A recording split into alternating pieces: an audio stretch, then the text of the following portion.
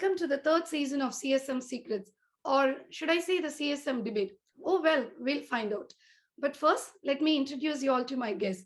First, on with me is Namrata Sharma, a renowned global leader, a keynote speaker, and a very early player in the women in technology sales space.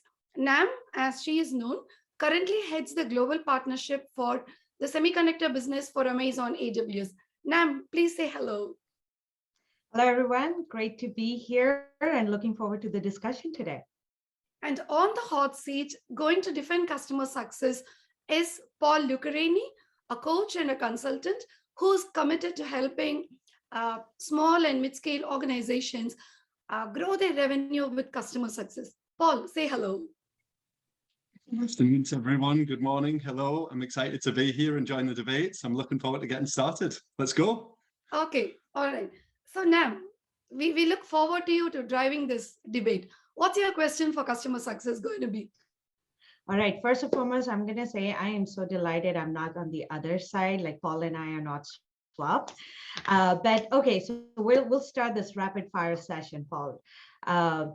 So let's start with quickly describe CSM in one sentence. Wow. CSM in one sentence is making your customer successful with your product or service. All right, that's good. So why should organizations invest in CSMs? Good question. I think we've split this out into two areas. So one, from a customer point of view, we help customers be successful. So we help them develop. From an internal point of view, it drives revenue, which ultimately drives valuation in the business. It drives lifetime value, higher contract value. It drives success. So for me, everything becomes a win-win partnership. Customer wins, and then we win as an organization. All right. So then you mentioned revenue, you mentioned growth, you mentioned EBITDA. So tell me this, what isn't this something that even sales is responsible for? So how does a sales team benefit by having the support of a CSM? Nam, this is the question I was hoping and waiting for. Let's go. Right. So how does a sales team? For me, sales and CES, they're completely different disciplines. So they have their own skill sets in their own right.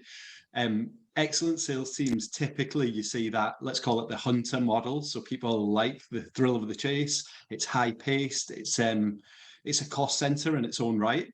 With customer success, once that customer has been passed across and they've completed their onboarding, their training, their implementation, customer success, it's their job to really understand that customer, what makes them tick, what will make them successful. I think having a sales team and a customer success team hand in hand, again, going back to the principle of making sure the customer is successful, they can work together as a whole. Sales can focus on new logos, bringing everything in, but then customer success can really help that customer develop, stay with the business a long time, and again, win-win partnership.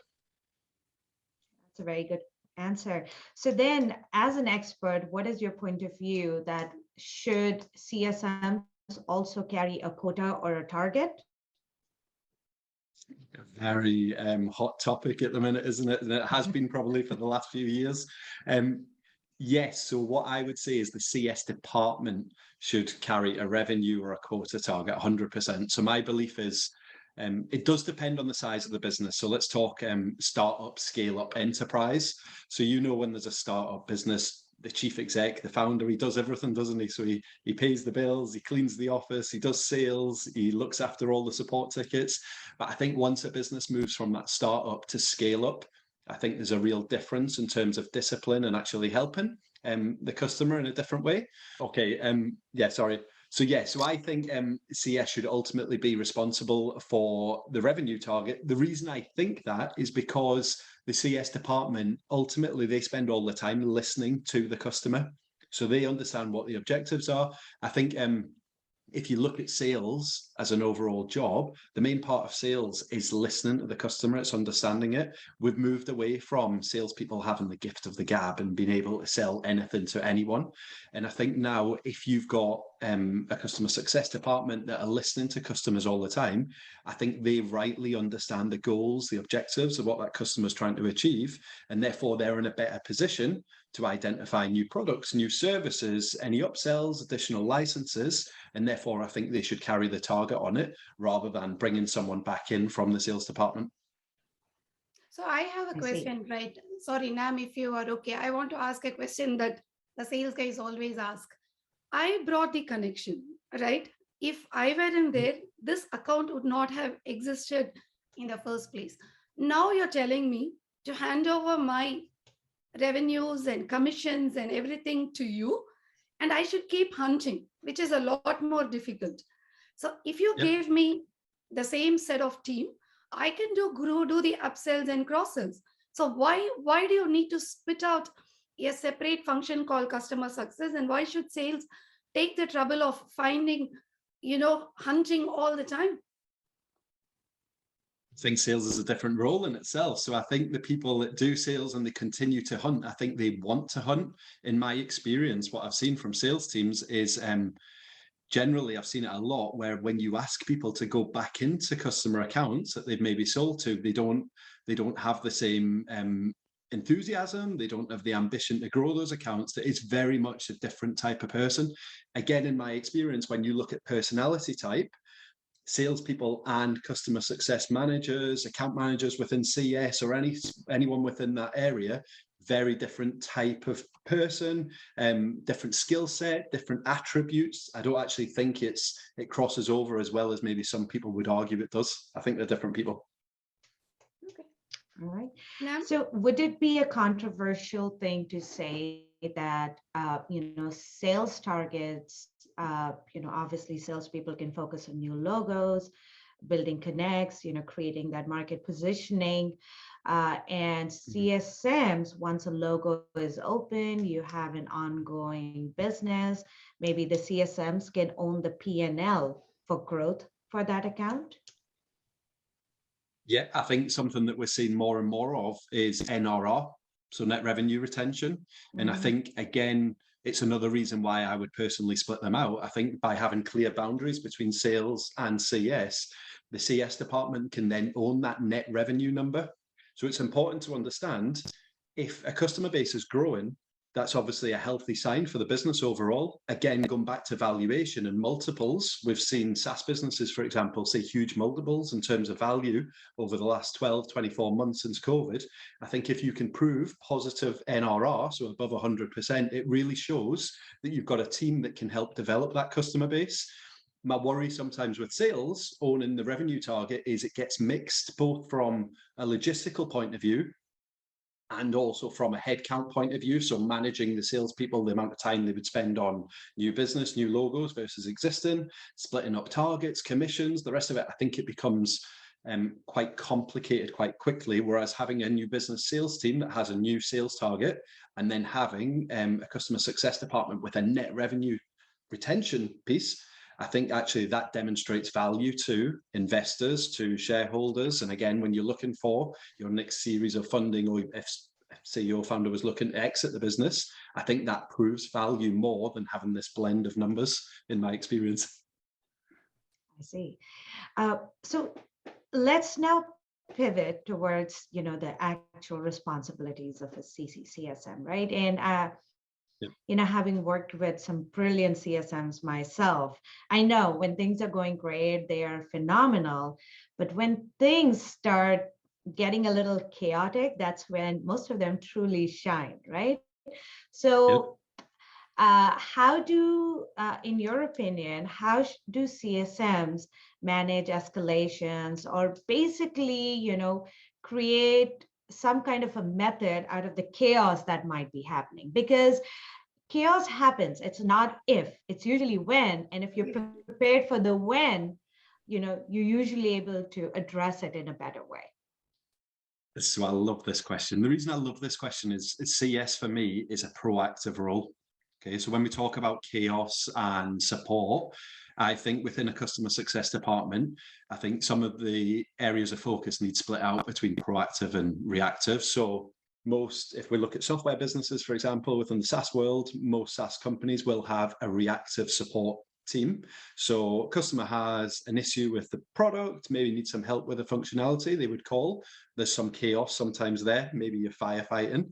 What I like from a CSM point of view and where CSMs really shine is by understanding what customers are trying to achieve and helping them achieve that. It could be driving adoption, it could be achieving objectives, but actually having the foresight to look into that in advance and go and actually demonstrate how we can solve these problems even before the customers recognize it's become a problem. That's where the true CSMs, for me, that's where they shine, that's where they're excellent. If we're in a position where CSMs are fighting fires all the time and they're chasing their tail and they're running around, then I think that's for, say, the CS leadership to really help make sure the team's in the right place, the structure's in the correct place, to make sure that our CSM, our managers, our CSMs really manage the situation in the best way. But yeah, I love that question. It's good. All right. So, you mentioned proactive engagement, right? I'm going to take it a step further. Let's talk about the strategic impact of a CSM, right? Of course, they're driving revenue growth. They're definitely, shining, when there are escalations or impediments. But, for organizations who are thinking long term, right? You mentioned SaaS companies, even cloud and others. What is the strategic value a CSM role can bring in? And just to add to that, right? I'm just adding some fuel to the fire here. Go for it. So what is, and I hope the CS community doesn't get mad at me, right? What is it that a CSM can do differently that someone else cannot already do, right? For example, a technical account manager, or given the right team, what is it that a CS can do differently? Just adding to her question. Okay, so from a strategic value point of view, if you've got CSMs talking to customers all day, one thing when I speak to customers and I speak to different businesses, one thing that I always try and emphasize is the value a CSM can bring in terms of your product or your service development. So who talks to your customers all day? Who understands the problems? Who understands what customers are trying to achieve? If you then build on a voice of the customer program and you consolidate all the information and you take all the learnings you have from your customers, I honestly believe that fed back in the right way helps your CTO. It helps product development. It helps make sure that you've got the right product that is the right market fit. It makes sure that your ICP, your ideal customer, you're in the right area and you're addressing the needs of your ideal customer. I think in terms of proactive and strategic value, I don't think there's anyone better in the business that has that insight into what customers are trying to achieve and how it's working. Sometimes, sometimes you'll look at it and adoption may be low. Customers aren't using the functionality that you've built. Maybe some functionality was developed over a boardroom table between the chief executive and the CTO because it was a nice to have. Your CSMs will understand where customers really have a pain point, where they use your product to fix it. I think that strategic value is just absolutely huge. And again, from a valuation point of view, going back to the business, being able to demonstrate that to investors, I think is huge. No, that's a great answer, Paul. And that is something that I was also thinking, the fact that organizations spend millions of dollars doing surveys, getting market data, consumer data, customer data, right? Here you have somebody who's not only helping you with your revenue growth, helping you with customer retention, multiple other things, but also your eyes and ears, who not only understands your own product or your own offering, but is also an advocate for the customer so that, which can positively influence the product roadmap. So yeah, that is like, if I was hiring, I think that would be the number one justification in my mind, right? Yeah. So Agreed. This is definitely going really well. So I'm gonna ask a little bit of a controversial question now. Okay. And again, I am not part of the CSM community, so Shubha, you'll have to deal with the fallout here. But from a CSM, we talked about their impact, the value they bring. what is different for a CSM that might be, working in the services space compared to a CSM focused on the product space? So, Okay. So I think if you look back at where customer success has come from, it's very much it's matured. It was born and it's matured in Silicon Valley within software. I think what we're starting to see now, which is excellent, is we're starting to see customer success pop up in a number of B2B industries outside of software as well. I think from a product perspective, when you have a product, I think we're probably a little bit more mature in that customer success journey. So we're able to identify things like adoption, use of functionality. We're able to put a lot more metrics, which then contribute to a health score. I think in the service industry, and again, talking from experience and talking to some service-based customers that I've been working with, they've probably not got the same insight and data as what maybe product or SaaS companies have in terms of how often a customer logs on, what part of the technology customers use. From that service point of view, it's almost gathering the data first. Once they have it, though, I actually think a lot of the role can be transferable. I think we will see a huge development in terms of CSM roles, the number of CSM roles, the kind of the span of work that they have within these organizations, and again the development within actually each companies. I think you'll see it's becoming anyway, but I think you'll see customer success sit round the boardroom table and sit with the CEO and have a seat at the senior leadership table a lot more and more. I think that's already happening, but not only within SaaS. I think that's going to happen a long time over the next few years, coming years. What I would say though is I think service is probably just a little bit behind product. I'm sure it'll catch up, but yeah, I think it's a little bit behind. I see. So Shubha, we should probably definitely highlight this one because this might be a prediction come true in a few years, Yes. right? Yes.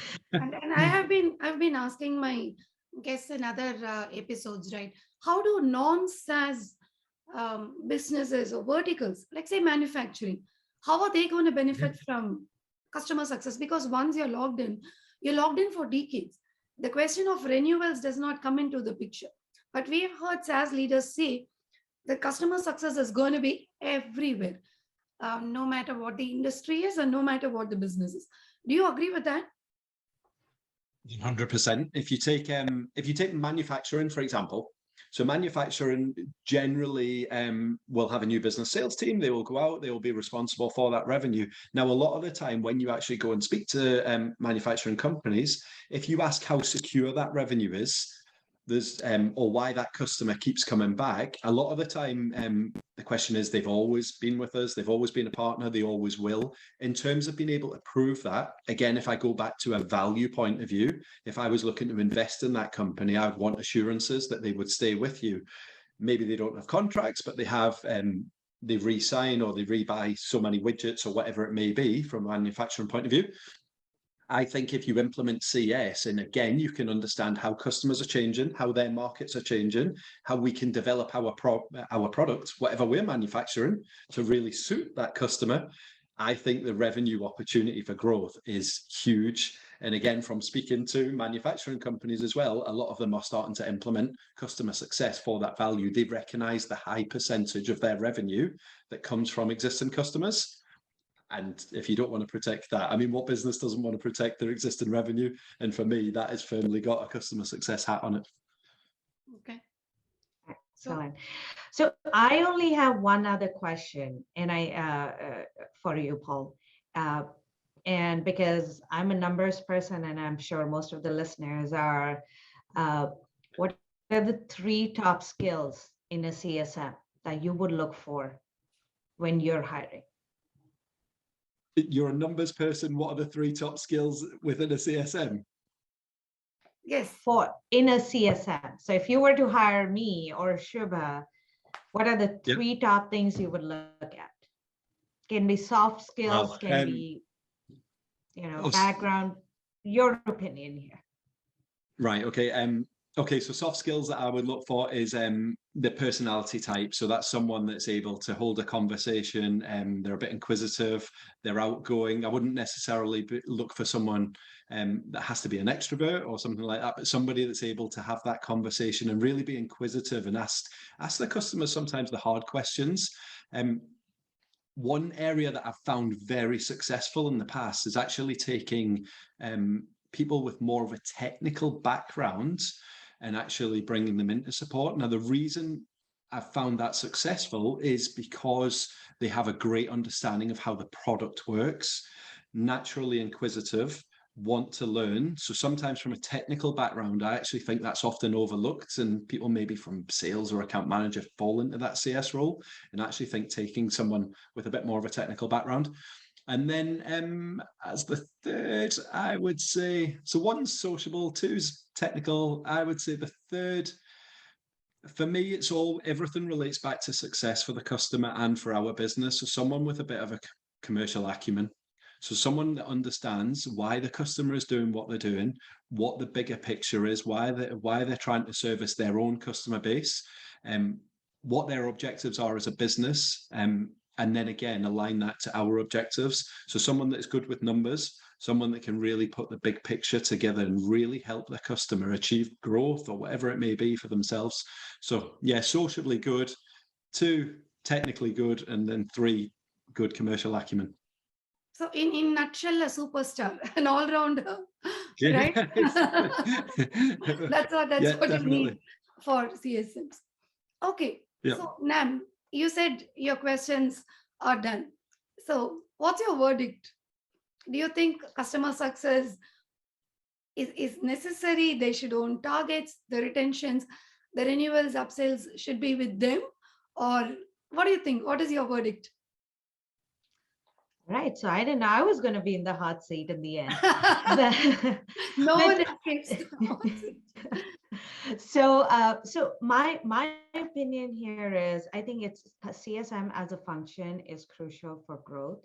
The way the industry is evolving going forward, I truly think it complements the sales function really well. With clearly identified focus areas, it has a major strategic impact.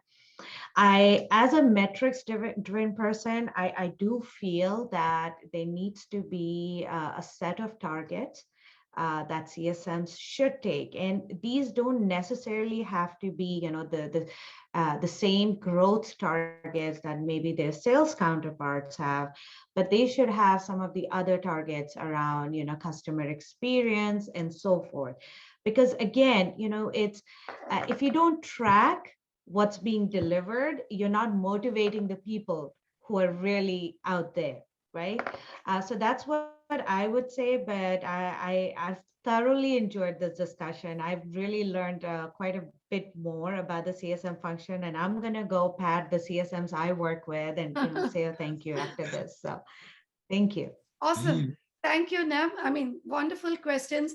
I mean, genuine questions that people have about customer success. And thank you, Paul, for being such a good sport and, answering the questions so well. And thank you both. And, look forward to talking to you both soon. You're welcome. Thank you very much. Thanks both. Thank you. Great meeting you, Paul. And thanks for the opportunity, Shobha. Thank you, Nam. Yeah, no problem. Bye. Great meeting you both as well. Thank Yeah. you very much. That was fun. It was good. Take care.